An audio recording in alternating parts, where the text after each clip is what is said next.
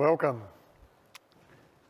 I just want to start this afternoon by acknowledging that I'm no Stan Grant. I don't have 40 years in the facilitation business. I'm an engineer in construction, so tie yourselves in, it might be a bit more of a bumpy ride.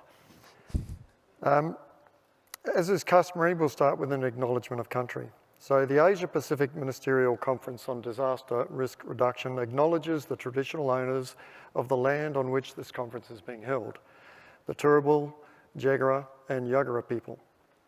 In the spirit of reconciliation, we acknowledge the traditional custodians of country throughout Australia and their connections to land, sea and community. We pay our respect to the elders, past and present, and extend that respect to all Aboriginal and Torres Strait Islander peoples. At this, the Asia Pacific Ministerial Conference on Disaster Risk Reduction, we have attendees and representatives from many diverse nations, cultures and communities. So it's pleasing to be joining a diverse panel of speakers to discuss governance and the stakeholder engagement for resilient infrastructure services. From my personal experience in recovering from floods and earthquakes, it's clear that the importance of infrastructure services to communities becomes very apparent when they're not there. In addition, communities, I've noticed, band together strongly to respond and support each other directly after a disaster. But over time, that connection diminishes. We quickly forget. So today we'll be covering numerous topics within the broader conversation, but we'll be aiming to cut through the theory and the ideological concepts to identify some practical tools and ideas that focus on and enable action on the ground for and by local communities who are, after all, the end users of the infrastructure services. Areas to be discussed will include engagement of all stakeholders at the local level to understand needs and context, which then shape solutions to ensure awareness and ownership of the resilience agenda at the local level. The need for effective coordination across national and local government with key partners to deliver recovery more effectively. Creating frameworks of laws, policies, codes and regulations that are fit for purpose for the local context so that the public understand and choose to comply with them, and the funding of infrastructure development and the ongoing operation and maintenance for the whole life cycle of the assets to ensure ongoing resilience. So our panel today has a wealth of experience across a diversity of jurisdictions and areas of expertise, as is detailed in the conference app, speaker descriptions. I encourage you to look them up after the session if you already haven't done so, and to seek them out in breaks in between. I'll introduce them briefly in the order of their speaking, noting that the introductions only scratch the surface of their expertise. First is Dr. Satoru Nishikawa, the professor at Nagoya University Disaster Mitigation Center. With a long and distinguished career working for the Japanese government, Tokyo Metropolitan Government and the UN, Professor Nishikawa has been instrumental in the preparation for and responding to disasters, including the Indian Ocean tsunami. Before Professor starts, introduce Benicia Smith, former Deputy Chief Executive Strategy and Recovery Policy at the Canterbury Earthquake Recovery Authority. Benicia has a broad knowledge of government and public sector and a background in strategic thinking, crisis management, community engagement and policy development.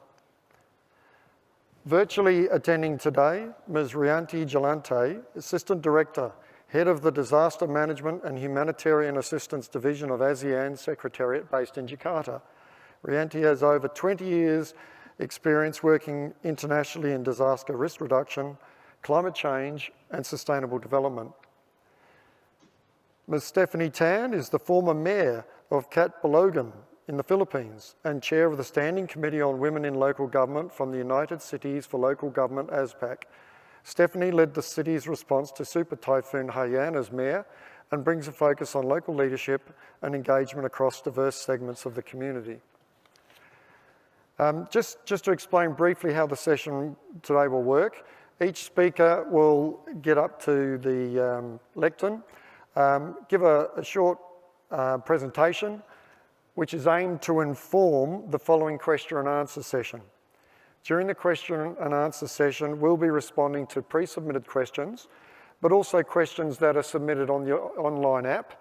And those of you on the floor who wish to put a question to us, if you could come down to the microphone down the bottom on your left and use the microphone so everyone can hear what you have to say. The point of the question and answer session is so that we can drill down and expand on the discussions that you want to have in service of your takeaways. So I'll now hand over to Professor Nishikawa to frame the broader conversation briefly before building on his key messages, including the importance of public awareness and the benefits of nationwide support for disaster risk reduction. Thank you, Professor. Okay, Duncan, thank you for the introduction. So let me just start. Now we're going to speak about several points. We need public awareness and multi-stakeholder engagement. Then we need institutionalization of legal norms and regulations. Then action on the ground by local governments and local actors. And we need to secure budget to ensure action on the ground. Then with these budgets, we need to make structural measures to stabilize resilience beyond short human memories. In 1995, Japan experienced the Kobe earthquake. It was a terrible earthquake. And there was a paradigm shift after this earthquake from a government-centered disaster reduction to a multi-stakeholder participation in disaster reduction. We said that we need a combination of self-help action, mutual help action, and public action. But this was only a concept. In 2004, Japan experienced a so-called year of disasters. 10 typhoons landing on the mainland Japan. Also, there was the Indian Ocean tsunami and the Niigata Chuetsu earthquake. In one of the Typhoon Tokage, a group of elderly tourists, they were stranded in the floodwaters, but they were not supposed to be there. They were to be already home, but they spent too many hours shopping at the shopping center. So they were delayed and they were caught in the floodwaters. So there are many lessons learned in this year. So we said that there is a need for a nationwide movement for disaster reduction. And when I was working as a director in the Cabinet Office of Japan, I was in charge of trying to tackle this big issue. I approached non-traditional stakeholders, for example, the cooperative unions, the Parent and Teachers Association, the Junior Chambers of Commerce, and the Chamber of Commerce, asking them to be more involved in the wider context of safety of the people.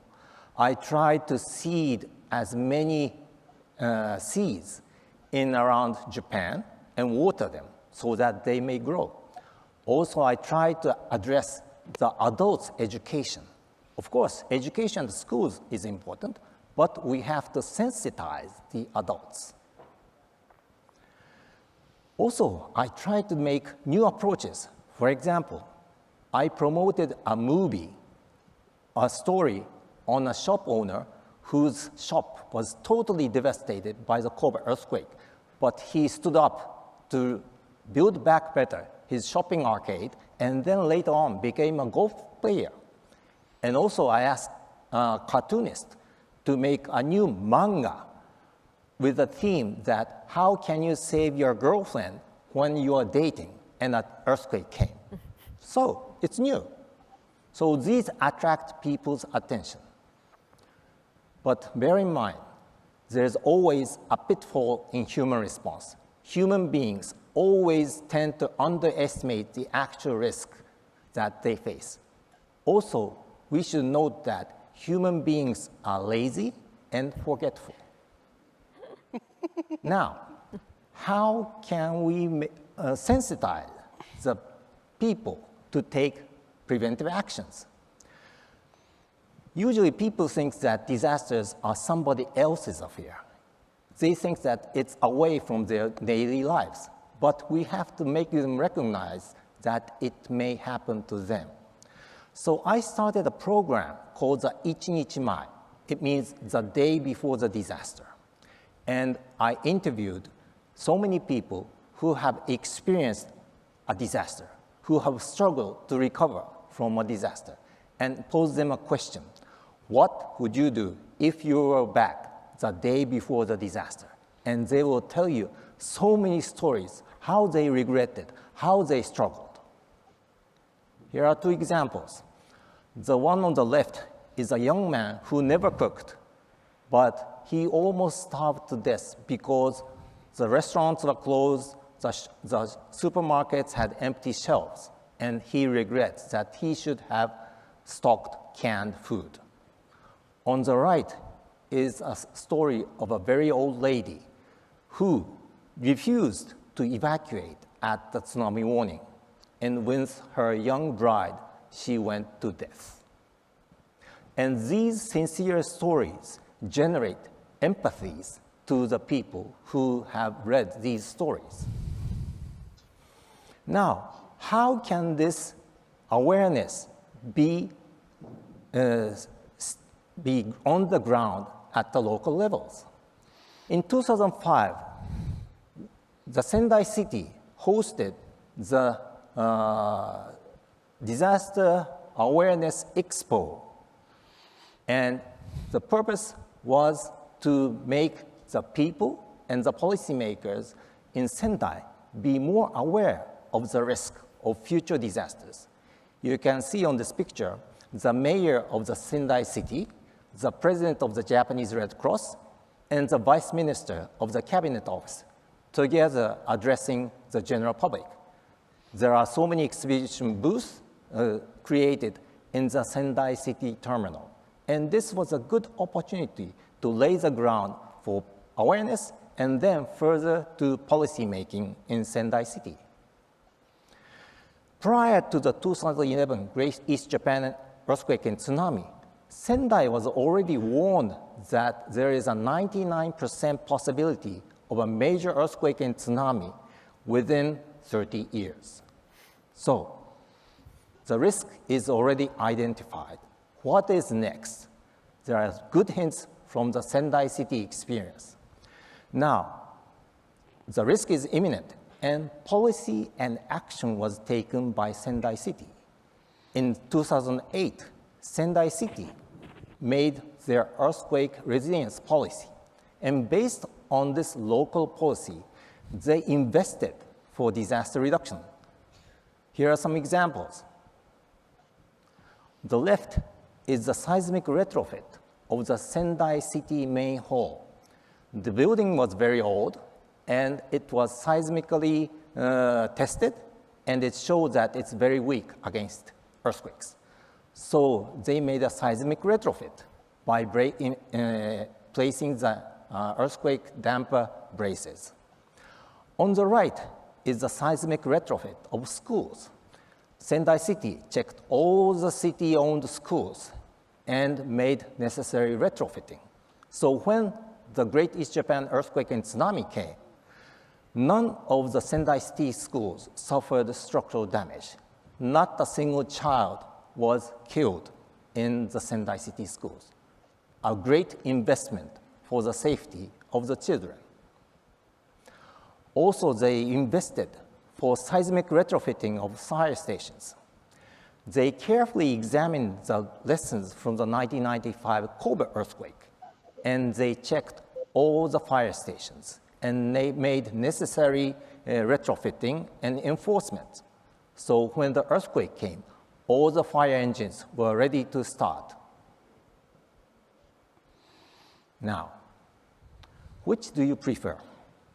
Either to invest beforehand to make infrastructures strong and save lives, or to receive insurance money after very sad funerals. My question is, will the family members who lost their loved ones would be happy even if they get insurance money? I would rather prefer to invest beforehand. I have worked in the Japanese government for so many years in disaster reduction administration. There is a paradox. Whenever there is a major disaster, the mass media and the politicians would be excited and they would shout, do something about disasters.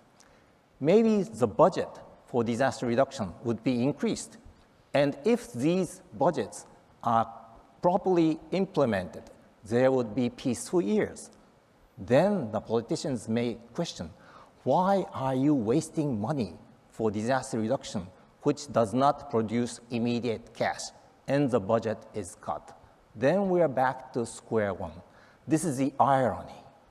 Now, how can you sustain the DRR efforts at national and local levels? Unless we have the secure budget, we cannot do resilience. And we have to secure resilience beyond short human memories. There's a famous proverb by a Japanese scientist who examined the 1923 Great Kanto earthquake. He said, natural disasters will hit us by the time people have forgotten about how to foster and inherit the culture of prevention and stabilize as investments for disaster reduction. Thank you for your attention. Thank you very much, Professor. We'll now hear from Benicia Smith to draw on her experience to remind us all not to waste a crisis by developing fit-for-purpose laws and regulations to ensure that the changes live on beyond the crisis.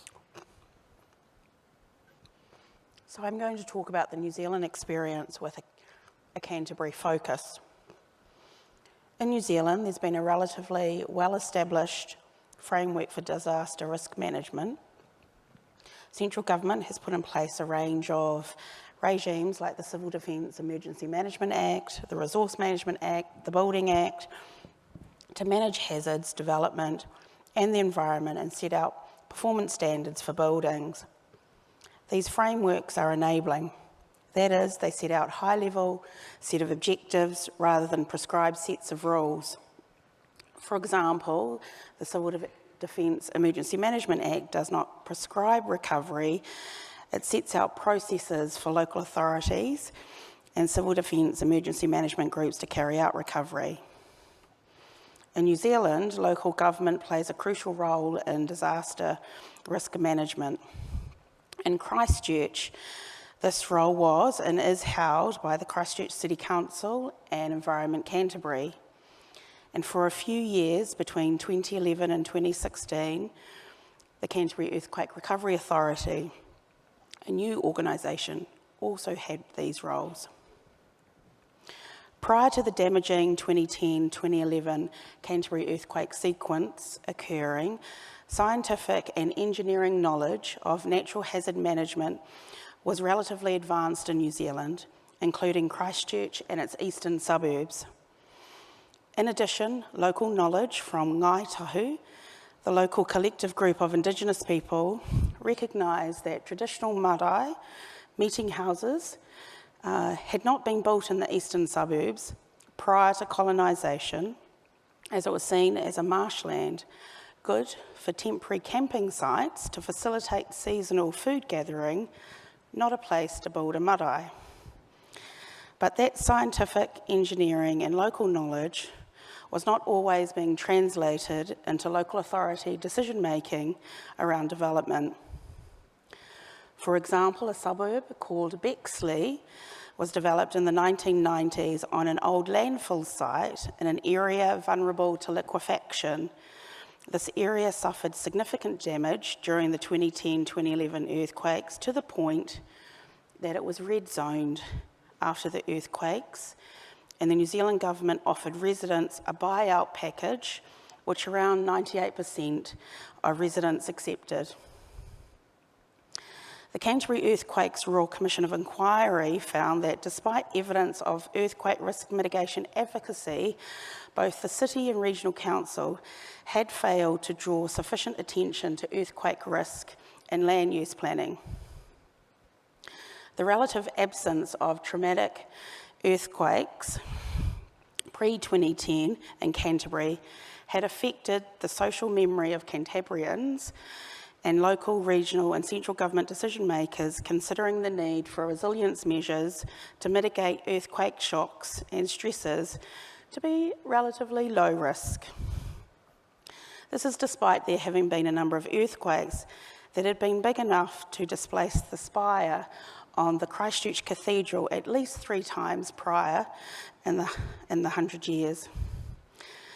What this shows is that human memory can at times be imprecise and infallible. It also shows that oral histories transmitting learned knowledge from one generation to another aren't given due credence in decision-making processes. It also shows local decision makers didn't want to think about or anticipate the notion of such a large-scale natural disaster occurring in Canterbury. While there'd been previous disasters, they'd been on much smaller in scale and decision makers had been able to navigate them. So it was easy to dismiss the notion that something as catastrophic as the Canterbury earthquake sequence would actually materialise. Another broad point is that despite the requirements for comprehensive disaster planning, the lack of traumatic events with significant loss of life left New Zealand relatively ill-equipped for the transition from the state of emergency to post-disaster recovery. Legislators had not predicted a natural disaster of the scale of the Canterbury earthquakes, and pre-existing legislation did little to accommodate it. Extensive construction and demolition or deconstruction works were necessary, yet consent processes were protracted and expensive. The New Zealand legislative framework was not drafted to cope with the novel circumstances that arose, and this presented a potentially significant barrier to recovery. A new act, the Canterbury Earthquake Recovery Act, was passed. It provided extensive, broad powers to a new organisation, the Canterbury Earthquake Recovery Authority, and the Minister for Canterbury Earthquake Recovery to undertake works, provided it with independent land use, building, transport, planning powers, and included a provision that allowed for an order in council mechanism to facilitate recovery by suspending or amending a broad range of legislation without having to go through the parliamentary processes. It also provided for Te Runanga o Ngaitahu, the local Indigenous collective group, to be at the decision-making table with the relevant regional and local city and district councils. At the same time this was occurring, local authorities were asked to keep on undertaking their current roles and responsibilities. Despite there being this extra body with some overlapping roles and responsibilities in relation to transport, building and land use management. While staff of the organisations worked hard behind the scenes to sort out roles and responsibilities and how they could collaborate, and when and how, in the public arena, the community was at times unclear who did what when, and it wasn't often that political leaders appeared to be on the same page. In this context, a community forum was also set up, which had a wide membership from across Canterbury that involved people with disabilities, business interests, refugees, other communities of interest. And they were involved in decision-making processes too. Where there was wide and broad community involvement, better informed decisions were made. But leadership and governance was fraught, where tensions existed prior to the earthquakes. They were either exacerbated by the new leadership and governance arrangements or lay low. That tense relationship showed in the media and impacted trust and confidence. Changes at the local level to district plans and regional plans were made in the few years after the earthquakes, though many of those changes were seen as temporary to assist recovery. The Canterbury earthquake sequence did provide an impetus for national decision makers to rethink hazard management and consider changes to building and land use planning regimes based on the Canterbury experience. For example, New Zealand's building code had set a baseline for safe design and construction of residential buildings, providing minimum requirements to adequately safeguard the health, safety and welfare of the occupants in those residential buildings. After the Christchurch events, it became very clear that some of the damage to residential buildings could have been reduced if appropriate building and foundation constructions had been developed that related to the hazards in the local area. For example, to be more resilient from hazards expected over the life of a residential building in eastern Christchurch, they should have been designed for the expected levels of earthquake shaking, ground liquefaction, lateral spreading, displacement, and inundation by floodwaters and sea level rise. Local Cantabrians were really clear post the earthquakes that there needed to be appropriate solutions developed for New Zealand. The building code was updated in the years following the earthquakes with a set of acceptable solutions for building and foundation constructions to help mitigate damage from lateral spreading and earthquake shaking. What's important to note, though, that updating the building code is an annual process. It helps institutionalise knowledge gained, sets out new ways to help mitigate risks based on the most recent advice. So taking this all together, I make a final comment that leaders need to make difficult decisions based on the best set of advice possible and having regard to local knowledge. These decisions need to be underpinned by collaborative planning, working inclusively with communities to ensure that they have the latest information and can be involved in identifying solutions. Thank you, Benisha.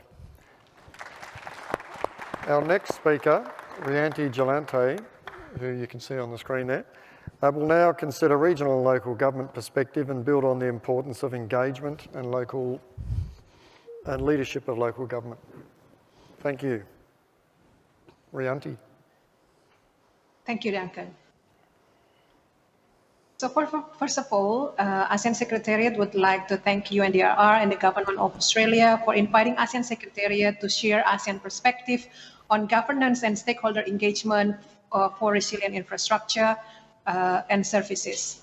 We are sending our greetings to the participants and particularly the ASEAN Committee on Disaster Management who are attending in person. Next, please.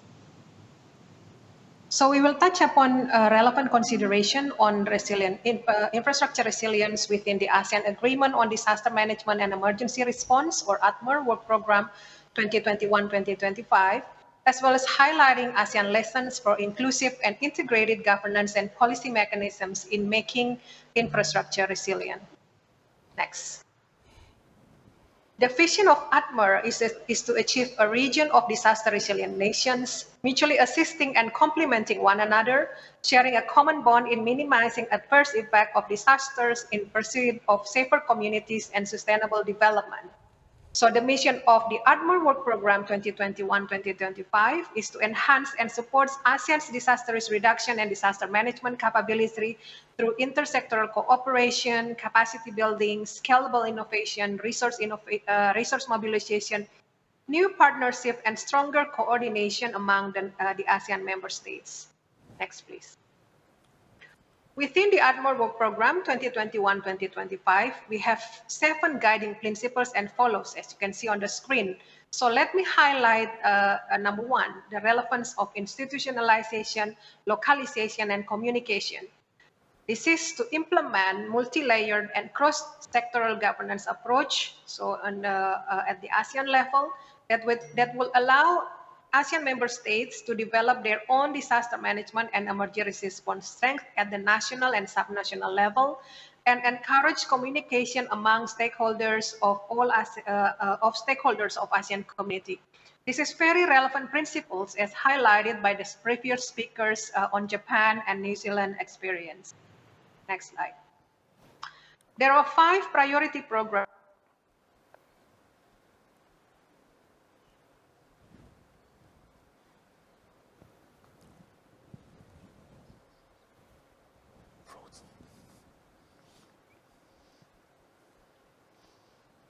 We may have a technology problem.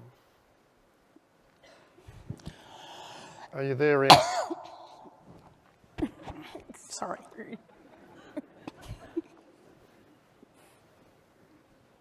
I cannot see the screen again. Ah, So, yes, thank you. So there are 5 priority programs from PP1 on risk assessment and monitoring to PP5 on for ASEAN vision to be the global leaders in disaster management. So as we can see here, resilient infrastructure is part of PP2 of prevention and mitigation. Next slide. On the matter related to resilient infrastructure, we continue to implement school safety as one of ASEAN flagship initiatives and to enhance knowledge and capacity for resilience infrastructure, as you can see on the screen here. So, next slide. So let me highlight the ASEAN Safe School Initiative, which is one of ACDM flagship programs on building infrastructure resilience in the ASEAN within the period 2016-2020. So we can see from within the ASEAN Common Framework on School Safety, or ACFCSS, we have Pillar 1 on safe learning facilities, which focuses on making schools safer, a safer place for learning, safeguarding school communities from death and injuries due to structural collapse, damage or malfunction, and minimize losses to school infrastructure.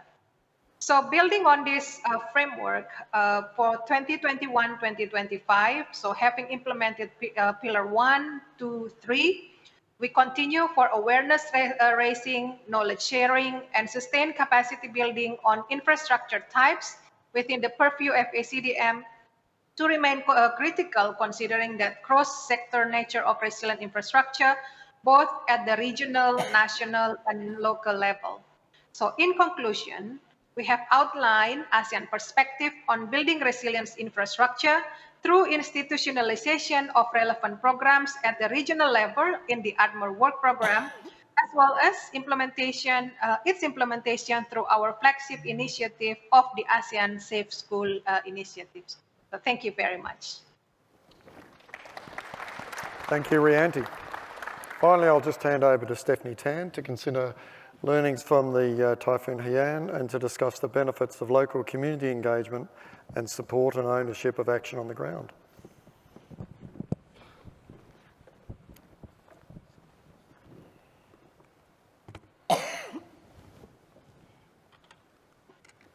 Thank you very much. Good morning, good afternoon, everyone.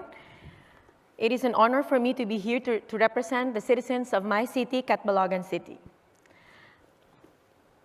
Let me give you an overview of our city. Catbalogan City is from the 3rd largest island of the Philippines and the capital of the island of the province of Samar. Its population is around 120,000 and additional 80,000 people at daytime. It is the seat of the provincial government and the sub-regional center for Eastern Visayas.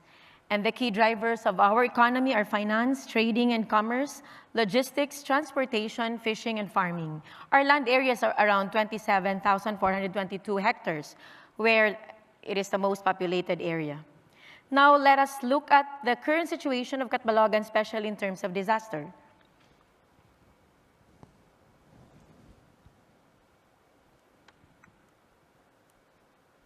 Okay, so with the vast land area of the city, its city business district constitutes only 91 hectares and situated between a mountain foot slope, riverbank, and the coast. No one ever thought that there is other way to develop and expand because of the city's unfriendly topography, a mountainous and rolling terrain, and the sea on the other side. Being a quadricentennial city and the capital, the city experiences difficult situations and inevitable challenges. These are houses situated at vulnerable areas, the effects of climate change, outdated structures within the city, rapid urbanization, lack of buildable safe space. As seen in the slides, our hazards are the following. We have flooding, landslide, and storm surge. In the first slide, you will see flooding, which you can see that almost the whole central business district is affected. Second slide is a landslide hazard which covers almost half of our land area, specifically affecting the current residential and commercial areas. And the third slide, storm surge, affecting our commercial and residential areas in the coastline. In the last 10 years, our city has not only faced the above situations and challenges, but braved different natural disasters that brought chaos and pain to the community. It is significant to share with you few of the natural disasters that struck the Philippines, particularly the island of Samar and our city. Last September 2021, Typhoon Conson hit us. Storm surge and flooding left us a devastating result into 1 death and 12 people missing from our city. It is also worth mentioning the first few natural disasters that struck my city short of my election as mayor of the city in 2013. The first was Super Typhoon Haiyan in November 2013. We were spared by the major destruction since the eye was not our city, but the aftermath was a challenge to us. There was urgent need to respond to the needs of helpless nearby towns that were ground zero after the super typhoon. Followed by the 2 typhoons within December, Super Typhoon Hagupit hit the island and due to flooding and landslide and storm surge, left more than 5,000 families evacuated. After a few weeks, Typhoon Jangmi hit us, flooding and storm surge and landslide left 22 lives lost, 19 injured, but both typhoon resulted also to worth of millions of infrastructure damage. In January 2015, Typhoon Mekala hit and around 24 villages were affected by flooding. It also caused us damages, millions of properties, livelihood, and threat to the lives of thousands of Catbaloganons. In the advent of the new climatic phenomena, wherein the occurrence of extreme typhoons and flooding caused loss of lives, severe infrastructure damages, and disruption of the business operations, but endowed with geographical sort of advantage, Catbalogan City was fortunately spared by the wrath of the Super Typhoon Haiyan, although the post-effect was felt by our city. The problem is the spatial scarcity of our neighboring LGU's Alternative Activity Center of goods and services during harsh time was highlighted. This manifested during the Super Typhoon Haiyan aftermath, where the city was the nearest and standalone center of basic supplies and services. You know, you are spared by Super Typhoon Haiyan, but you are not ready as a capital, and also your people is still in danger because some of them are actually located in the areas which are not safe. Not to mention all the initiatives, programs, and projects of the city government on the DRR. I would like to highlight this. With the challenges faced by the local government, Catbalogan City envisioned a sustainable and resilient city. It then came up with the best multifaceted solution, that is to develop our adjacent mountaintop rolling down terrain into a new resilient and climate-proof community to be known as the Sky City Mega Project, an urgent and timely solution for our need to live in a safer place. Creating a city complete with resilient infrastructure and a defined government ahead of the people residing in this new city will condition and create a culture of resilience and a highly structured environment embedded into the new Sky City. Within the Sky City are the following: housing facilities, safe housing facilities, mall zone and multipurpose complex, hotels, health, wellness, and resort center and modern hospital, government center for sub-regional, regional corporate service and distribution center, information technology zone, school zone, education, learning, and training hub, especially for DRR, internal and external mass transit system, green renewable power, utilities like water, sewerage, and septage, mixed-use spaces.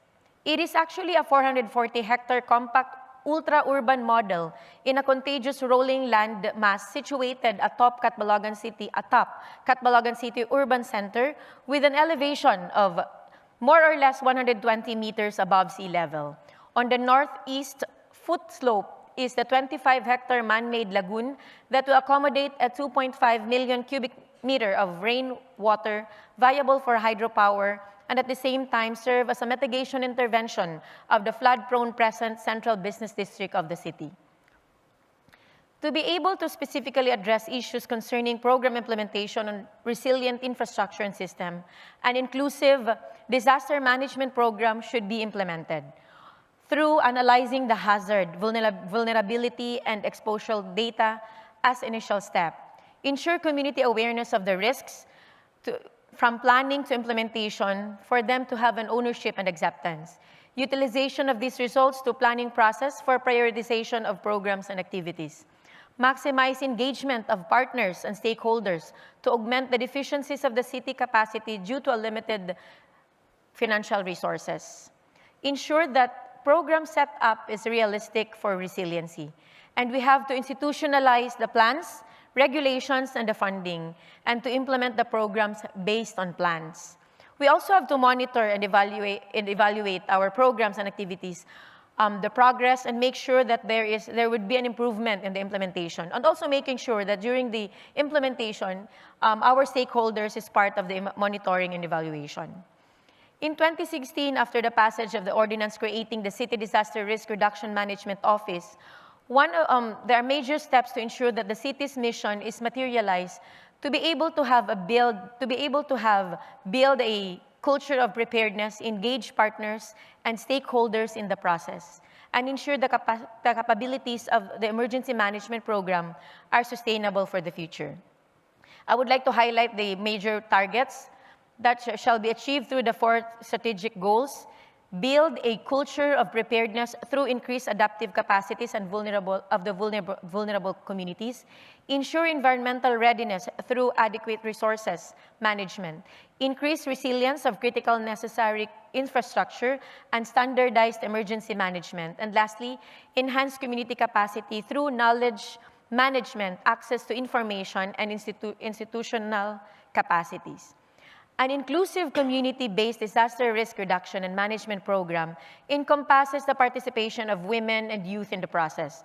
This enables them to share their thoughts, ideas, and experience in planning, implementation, and also monitoring the program. These activities and programs is along with the local policies necessary for the program implementation. The key to reducing our vulnerability to disaster risk experiences is ensuring that everyone in the community is involved and informed. We cannot always predict the future. Sorry, I forgot my slide. Yeah. We cannot always predict the future, what the future holds for us, but we have the power. We have the power to create a community that is prepared for whatever future is coming to us. This project is already starting in its initial phase. The construction of our new City Hall and the roads are ongoing, and we made sure that it is a green building. But admittedly, our city has a limited resources, and I can say that a very big factor of the future and the success of this project is in the hand of our partners. Not just the locals of the city, but the stakeholders and the public sector and the private sector and the parallel governments. It is indeed a huge investment, but investing for a sustainable and resilient future is really worth investing. It is investing for our children and the next generation, investment for the lives of every Catbaloganon. Thank you very much and good afternoon. Thank you, Stephanie. Well, that brings us to question time. So I'll just ask you, anyone who's got a question, if you could make your way down to the Elizabeth. To the microphone, and we've already got one, so that's good. Welcome, Elizabeth. Kia ora koutou katoa, Elizabeth McNaughton from Hummingly. My question is, thinking about community perspectives should be at the heart of designing our recovery systems and policies, but making this so is a real challenge. So my question, what advice do you have for us to lead in a community and inclusive way? I might start with Professor Nishikawa. You can speak through your normal. Okay. Thank you for the question. The biggest challenge I see at the community awareness programs is how to maintain the momentum for decades. After a major disaster, the community might awaken up. And there would be many programs. But it's often the case that the leader of that movement, when he or she retires, the movement fades away. Now, the challenge is how to institutionalize that movement to be rooted in that community, and that's a big challenge. So the challenge is how to institutionalize it as kind of a legal framework or an ordinance at the local government level. Once that is institutionalized, it would be inherited to the next generation. And I would really like to emphasize that human beings tend to forget things, and how to institutionalize and hand that movement to the next generation. And also take that opportunity to really invest in solid infrastructures. Because solid infrastructures, if they are engineered and designed and constructed as it is, they would never be lazy. Thank you.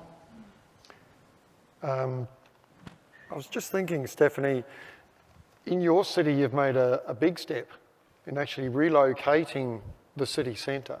Pardon? You were talking about the new hill, the high-level location for your new city, a safer area. Has that been accomplished through legislation, or is it just the local council taking the step of commencing the development? It happened during a lot of typhoons that we experienced, and then eventually the city heads planned the area with the people. We made sure that the people know the project, and they also have the acceptance that it's really the area for us to be safe to live in. So after that, we institutionalized it through an ordinance. It is part of our comprehensive development plan, the city land use plan. It's also part of the executive and legislative agenda, and it's part of the National Economic Development Authority.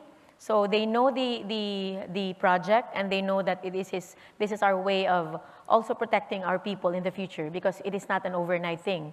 So yeah, we institutionalized it.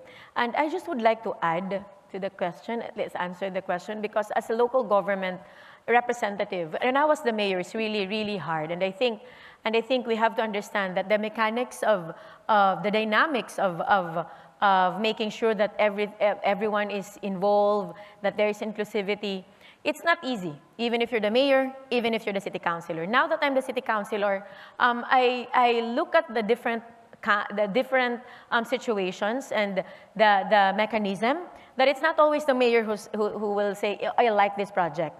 We need the city council, and the city council will not just support the mayor. I would suggest, and I feel that the need is actually making sure that before you pass an ordinance, make sure that you have a lot of public hearings to do.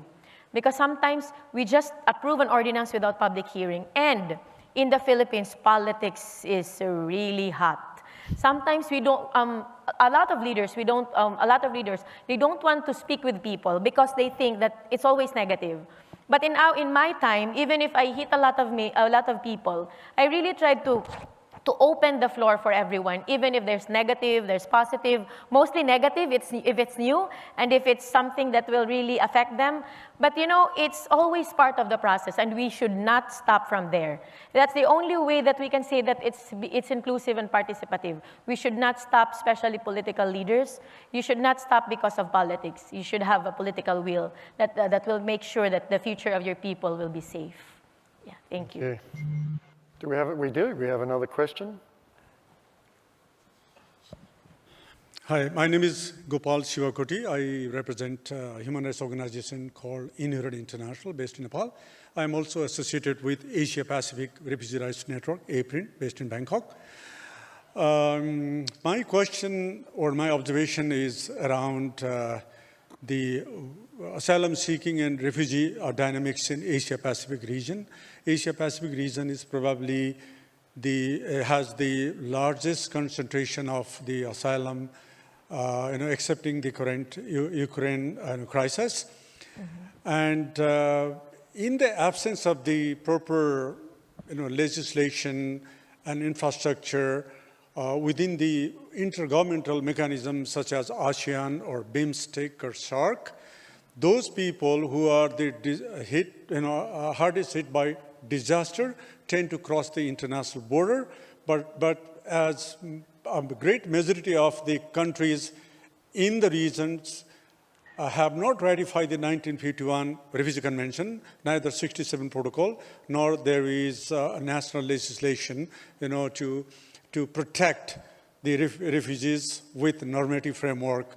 So in this connection, my question is there any consideration within these intergovernmental bodies or mechanisms, such as ASEAN, for example, to consider developing a mechanism, a normative framework, as beyond some humanitarian aspects that would give some, legal thirst, for the protection of those people on the run because of not their fault, but because having no choice. So in terms of, legal infrastructure, that is my question is whether there have been any progress, any thirds, or any consideration now or in the days to come. Thank you very much. Okay. I'm not sure whether that's part of our remit here to talk, but if we broaden that context into perhaps Srianti, you could talk to us of mechanisms you have for the regional perspective to identify development of infrastructure that can support refugees or displaced people after disasters. Thank you very much, Duncan, and thank you for the question. The role of ASEAN, we have ASEAN Committee on Disaster Management. So this is the National Disaster Management Office of the 10 ASEAN member states. The current mandate for ACDM is focusing on managing the risk from natural disasters, including emergency response and humanitarian assistance provisions from the consequences on the impacts of this natural disaster. So when I say natural disaster here, this is disasters caused by natural hazards. ASEAN, however, recognized, or the ACDM recognized that disasters landscapes is changing. We, of course, focus on disasters by natural hazards, so from typhoon, floods, drought, and so on, but the impacts on the humanitarian consequences may be intertwined. So we cannot, vulnerability is an issue that is very, very clear. Hence, the ACDM, so ASEAN Committee on Disaster Management, developed a cross-sector coordination mechanism within ASEAN. This cross-sectoral coordination, for example, we have a technical working group on protection, gender, and inclusion. So the issue of protection of women, consideration of gender mainstreaming, consideration of the rights of people with a disability, is highlighted through and discussed through the technical working group on PGI.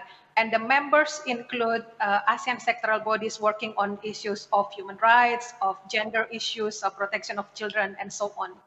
Another technical working group that we have is technical working group on civil and military coordination. This is also another mechanism to ensure that during for disaster preparedness and emergency response, the ACDMs work hand in hand with other key sectors who are normally involved in emergency response. And finally, this is also a new mechanism that ASEAN has developed. We have ASEAN Disaster Resilience Platform. This is a platform which highlights and broadens the way we consider disasters and disaster risk management, disaster risk reduction. We include cross-sectoral bodies from the political sides, from the economic sides, to broaden the discussion on disaster management. So going back to the question on whether there is a normative or legislative framework, and this is what ASEAN, driven by the ASEAN Committee on Disaster Management, has done. We recognize, of course, consequences of your humanitarian issues is important, is increasing. I have to highlight that the current mandate of the SCDM is focusing on the impacts, managing the impacts and disasters from natural hazards. Thank you very much. Thank you very much, Rianti. Another question from the floor? Thank you very much. Vanda Lengkong from Plan International Asia Pacific and also member of Asia Pacific Coalition for School Safety. So thank you, Ibu Rianti, as well as Ms. Stephanie Tan from the Philippines, who highlighting the importance of the school safety and the engagement involvement of children and youth. So my question, how to maintain the commitment from the member state, from the government, in order to keep promoting the importance of the resilience infrastructure, especially zooming in to the school safety, considering we have the new comprehensive school safety framework 2020-2030. Thank you very much. Thank you. I might ask Benicia to start on responding to that one. It's a bit of a challenge keeping it alive, I gather. It is. Government commitment, yeah, that's a biggie. I think, when I think about it in the New Zealand context, we're a small country, 4 million, 5 million people. What requires, commitment from government is actually big key stakeholders holding government to account, and that brings commitment from government. It tends to, because we've got limited resources, limited funding, that the New Zealand government doesn't tend to want to put significant funding into disaster risk management. You can see that through the funding that's provided to organisations like the Civil Defence Emergency Management Office, and it provides limited funding to local authorities. So you really do need communities basically standing up and saying this is really important, and you need some of those big key stakeholders, business interests, to be advocating for why this is really important. And otherwise, in my view, I have a bit of a cynical view right now. My cynical view of government is they're less likely to be committed to these types of goals. Ishikawa-san, Japanese government seem quite supportive. How has Japan created an ongoing commitment to disaster recovery, irrespective of the change of governments, which seems to be the challenge? Yeah, that's a big challenge. But fortunately, in Japan, we have so-called the annual official government report on disaster reduction, which the government must submit once a year to the national parliament. And once that report is submitted, there will always be a special committee held on both on the upper house and the lower house. So even in peaceful years, the disaster reduction would be on the national agenda. And that is a good mechanism to maintain the political will against disaster reduction. And this is very important. Of course, the politics would change, but we must keep the disaster reduction on the national political agenda. Otherwise, the budget will diminish. And I would really like to repeat that securing the budget for disaster reduction investment is really the key. Thank you. Right, I might just wrap up at that point. We have a schedule to keep to. Good governance in the planning for and maintenance of resilient infrastructure and its services is obviously critical. Over the course of the session, we've heard a number of key messages emphasised, and I've tried to pick a few. First is the task of understanding local needs and context and actively engaging with communities in the planning, design and lifespan of infrastructure services. I think it's really important that we need to drill down into all segments of our communities, especially the disadvantaged and those that aren't normally heard, to make sure that whatever infrastructure services we create are actually going to be meaningful and useful for them. Second is the coordination across governments, whether it's across different parts of a national government or between national and local government, we do see a lot of silos and government bureaucracies that we need to work through.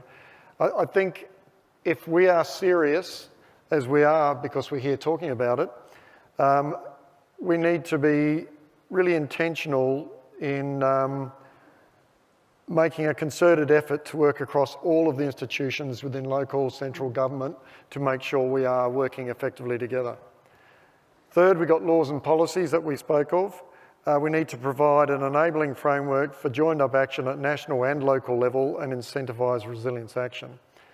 It's important that we make concerted efforts to make sure that our building codes and regulations are actually fit for purpose, that the national local authorities have capacity and resources to ensure that the codes and the like are complied with, and that the public themselves understand what that compliance is necessary and that they choose to go along with the compliance needs. Fourth, I think laws and policies and coordination alone won't work by themselves. As Nishikawa-san was saying, we need money allocated in budgets. We need public-private investment and new innovative forms of funding, as we heard about in Plenary 1, to ensure that funding, both for the initial development and the ongoing maintenance of the infrastructure, is actually in place. So I'd just like to thank our speakers for a good session, I thought, and remind you all that the next session is in 60 minutes in the Great Hall. But thank you, speakers.